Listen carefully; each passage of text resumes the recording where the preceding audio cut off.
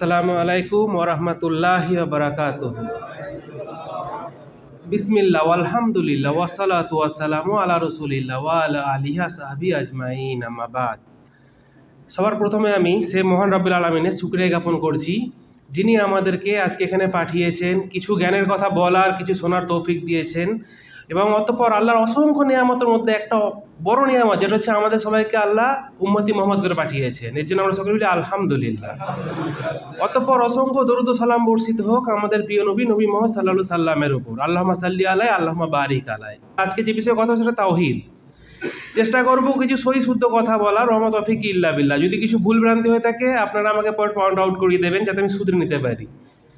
তো তাওহীদ তাওহীদ হচ্ছে আমাদের ইসলামের প্রথমেই হচ্ছে তাওহীদ। তাওহীদ কি? তাওহীদ শব্দের অর্থ কি? তাওহীদ শব্দের অর্থ হচ্ছে একাত্মবাদ। একাত্মবাদ মানে কি? বাংলায় তো একাত্মবাদ বললাম, কিন্তু বাংলা একাত্মবাদের মানেটা কি? অর্থাৎ আল্লাহ এক ও অদ্বিতীয়, মাত্র সত্তা, স্রষ্টা, যার কোনো অংশীদার নেই, কোনো অংশ নেই, সেখানে হচ্ছে এক ও অদ্বিতীয়। এখানে আমরা একত্ববাদ বলি। যেমন যদি উদাহরণ দিই, আমাদের সূরা ইখলাস, সেখানে প্রথমে বলা আছে কুল হু আল্লাহু আহাদ, বলো আল্লাহ এক অদ্বিতীয়, আল্লাহু সামাদ, আল্লাহ কারো মুখাপেক্ষী নন। তাওহীদ নিয়ে বলতে গেলে কুল হু আল্লাহু আহাদের যদি আমরা তাফসীর করি বা ওর যদি ব্যাখ্যা পড়ি, ওটাতেই সমস্ত কিছু পেয়ে যাবে যে তাওহীদ কি। কিন্তু এখানে তাওহীদ সম্পর্কে আরও অনেক কথা বলা যায়।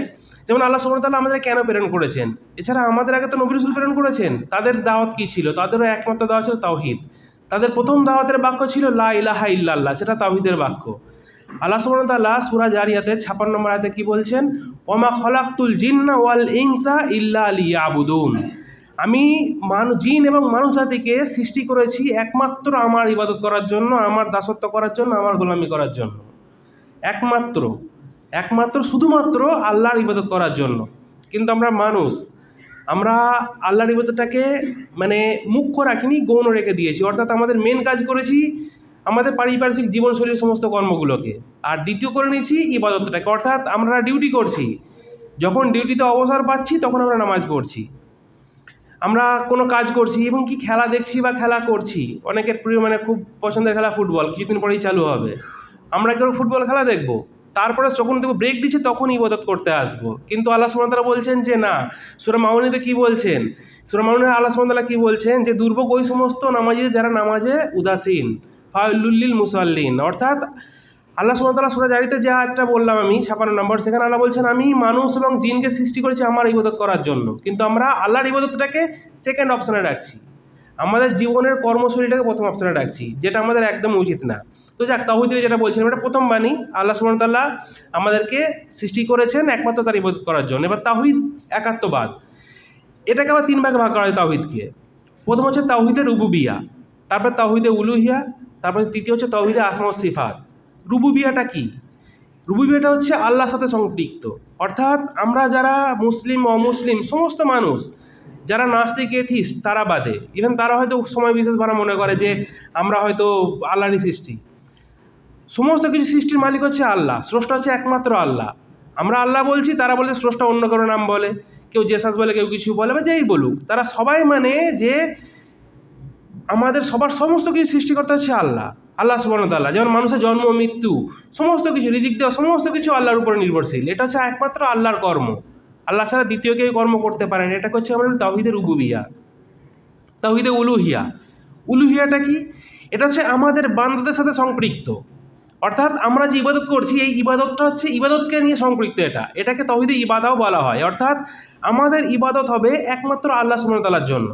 আমরা নামাজ পড়বো, যা কিছু করবো, এমনকি আমাদের সবার ফ্যামিলি আছে, বাবা মা আছে, স্ত্রী সন্তান রয়েছে, এমনকি তাদেরকে আমরা যে ভরণ পোষণ করবো, তারও উদ্দেশ্য হবে, নিয়ত থাকবে আল্লাহকে খুশি করার জন্য। কারণ আমাদের বুখারীর প্রথম একটা হাদিস রয়েছে, যেটা হচ্ছে ওমর রাদিয়াল্লাহু আনহু বর্ণিত, আল আমাল বিন নিয়া, সমস্ত কিছু আপনার আমল নিয়তের উপর নির্ভর করবে। তো আমাদের নিয়ত যদি এটা হয়ে থাকে যে আমরা সমস্ত কিছু করছি আল্লাহকে সন্তুষ্টি করার জন্য, আমার পরিবারের দায়িত্ব ফরজ আমার ওপরে, সেটা আল্লাহ সুবহানাহু ওয়া তাআলা করেছেন, তাই আল্লাহর খুশির জন্য আমি আমার পরিবারের ফরজ দায়িত্ব গ্রহণ করছি, তো সেটা হচ্ছে আমাদের ইবাদতের মধ্যে পড়ে যাবে। তো এটা হচ্ছে তাওহীদে ইবাদা বা তাওহীদে উলুহিয়া বলা হয়, যেটা তাওহীদের দ্বিতীয়টা।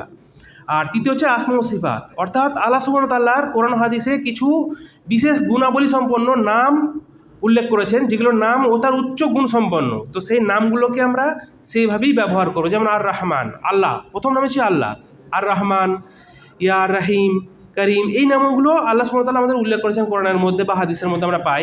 তো এই নামগুলো যেরকমটা আছে ঠিক সেরকমটাভাবেই আমরা বিশ্বাস করবো, মানবো। এর সাথে আমরা কোনো রকম ব্যাখ্যা বা বিকৃতি করার চেষ্টা করব না। এটা হলো তাওহীদে আসমা ও সিফাত। তাওহীদ হচ্ছে তিন প্রকার। আর আমাদের জীবনে তাওহীদ সবার আগে দরকার। কারণটা কি? কারণ হচ্ছে আল্লাহ সুবহানাহু ওয়া তাআলা আমাদেরকে সৃষ্টি করেছেন একমাত্র তার ইবাদত করার জন্য। তো যদি আমরা সেই আল্লাহ সম্পর্কেই না জানি, তাওহীদ সম্পর্কে না জানি, আমরা ইবাদত করব কিভাবে? ইবাদত করার তো পন্থাই খুঁজে পাবো না। তো সেই কারণে আমাদের এখানে আসার উদ্দেশ্য একটা হচ্ছে যে আমাদের ইলম অর্জন করা। আর ইলম অর্জন করা আমাদের ইসলামের মধ্যে তিনটে জিনিসের প্রতি ইলম অর্জন করা ফরজ। এটা হচ্ছে, একটা হচ্ছে আল্লাহ সুবহানাহু ওয়া তাআলা সম্পর্কে ইলম অর্জন করা, দিন সম্পর্কে ইলম অর্জন করা, এবং নবী সাল্লাল্লাহু আলাইহি ওয়াসাল্লাম সম্পর্কে দিন অর্জন করা, এই জ্ঞান অর্জন করা। এই তিনটে জিনিসের প্রতি জ্ঞান অর্জন ফরজ। তো আমরা এখানে যারা আসছি ইনশাআল্লাহ আশা করছি আমরা সবাই আসতে থাকবো প্রত্যেক জুম্মা করে। তো এখানে আমরা আসছি, যে জ্ঞানগুলো নিচ্ছি, যে কথাগুলো শুনছি, সেগুলো শুধু জাস্ট শুনবো না। কারণ নবী সাল্লাল্লাহু আলাইহি ওয়াসাল্লাম যখন দাওয়াত দিতেন, তিনি কথা বলতেন, যারা কাফের ছিল বা যারা পরে ইসলাম গ্রহণ করেছেন, সবাই কিন্তু কথাগুলো শুনতেন, এমন না কেউ শুনতেন না। কিন্তু আমাদের উদ্দেশ্য শুধু শোনাটা হবে না, আমরা যা শুনছি সেটা অনুধাবন করার চেষ্টা করব, অন্তর দিয়ে বোঝার চেষ্টা করব, তবেই আমরা সঠিক দিন পাবো। আমাদের এখানে যখন সে কোনো আলোচনা করবো, যে কোনো ভাই কোনো আলোচনা করবো, সবাই একটা কথাই বলেন যে আমরা সৌদি এসেছি, রিয়ালটা তো সবাই নিয়ে যাব পকেটে করে, কিন্তু দিনটা কজন নিয়ে যাব? এখান থেকে আমাদের রিয়াল তো আপনার হাতে থাকতেই শেষ হয়ে যাবে, হয়তো আপনি এই জীবনেই শেষ করে ফেলবেন, ইভেন হয়তো আপনি থাকতে থাকতেই শেষ হয়ে যাবে। মাসের 1 তারিখে মাইনে পাচ্ছেন, 30 তারিখে শেষ হয়ে যাবে, কিন্তু সঠিক দিনটা আপনার কাছে সারা জীবন থেকে যাবে। তো এখানে আজকে এই বক্তব্য সেরকম কিছু পরে আলোচনা করার কথা না, জাস্ট এইটা একটু নসিহত করার জিনিসটি ছিল, যেটা হচ্ছে আমরা এখানে আসছি, সবাই চেষ্টা করবো সঠিক দিনটা শেখার জন্য, সঠিক দিনটা শিখে সঠিক দিনটা নিয়ে যাব, যেন দেশে গিয়ে সবার প্রথমেই নিজেকে চেঞ্জ করতে পারি, নিজে সঠিক আমল করতে পারি, আমার পরিবারকে সঠিক আমল করাতে পারি, তারপরে যদি আল্লাহ চায় সেখানে আমি দাওয়াতের কাজও করতে পারবো। তো আমরা সবাই চেষ্টা করব যে সঠিক দিনটা এখান থেকে নিয়ে যাওয়ার, যে তাওহীদ যেটা বললাম সে তাওহীদকে পালন করার। এই বলে আমার সংক্ষিপ্ত শেষ করছি। জিয়া ভাই আছেন বা আরও যারা আছেন তারা কথা বলবেন। তো এই জন্য জাস্ট এটা আপনাদের ভাই হিসাবে কয়েকটা কথা বললাম, আশা করছি এই কথাগুলো আপনাদের কাজে লাগবে, ইনশাল্লাহ আমারও কাজে লাগবে যদি আমি এই কথাগুলো মেনে থাকি।